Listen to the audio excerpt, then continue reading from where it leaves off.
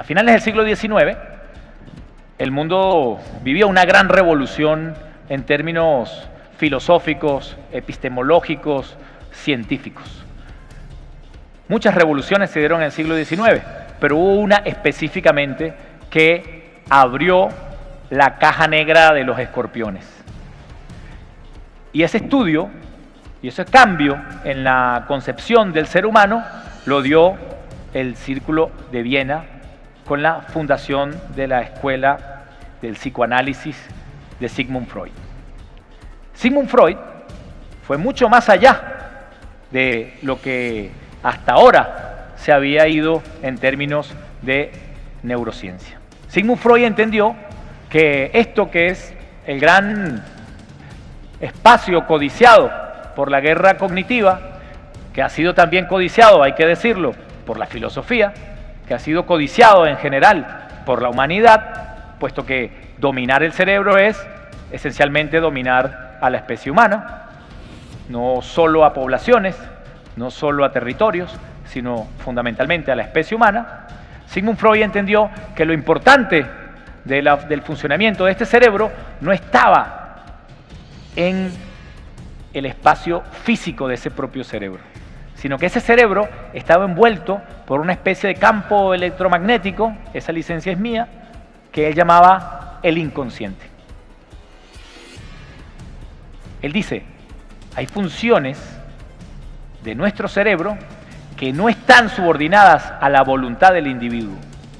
Hay funciones de nuestro cerebro que no se comportan en función de la especie, sino que hay zonas del cerebro, él se la imaginaba como un cuarto oscuro, donde está la verdadera singularidad del individuo, es decir, de cada persona, donde está su verdadera biografía, que no es la biografía que le da la cultura, que no es la biografía que le da la identidad colectiva, que no es la biografía que le da la historia. Todos estos elementos van a trazar su biografía. Nacer en Venezuela determina en un porcentaje muy grande el desarrollo de las posibilidades individuales de cada uno de nosotros. Eso significa sentirse parte de una historia, de una gesta, de una cultura, de una identidad, de un pequeño universo.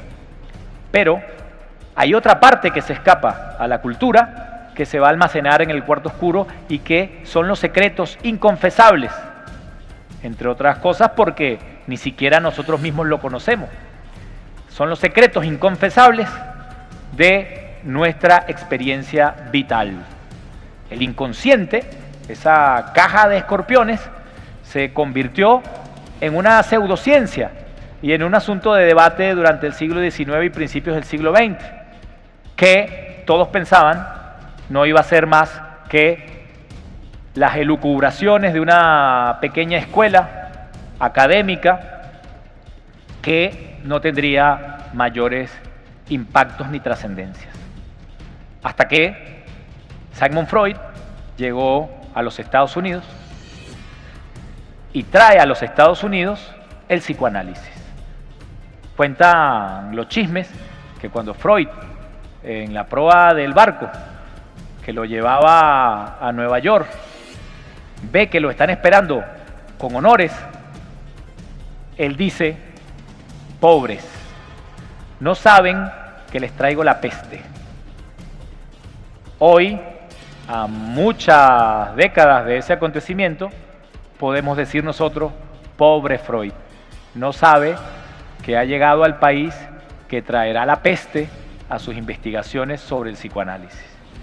Porque la llegada de las tesis del psicoanálisis, no vamos a entrar en Honduras sobre el tema, pero basta con decirles que este señor Freud ha descubierto o inaugurado una zona del cerebro que no controlamos ninguno de nosotros, donde se fusionan nuestras pulsiones naturales, vamos a decir animales, salvajes, irracionales, con todo lo que nuestro cerebro va desechando porque considera que no es una información demasiado útil o que no es una información completa o que es una información tan peligrosa que es mejor no recordar, como por ejemplo nuestro nacimiento.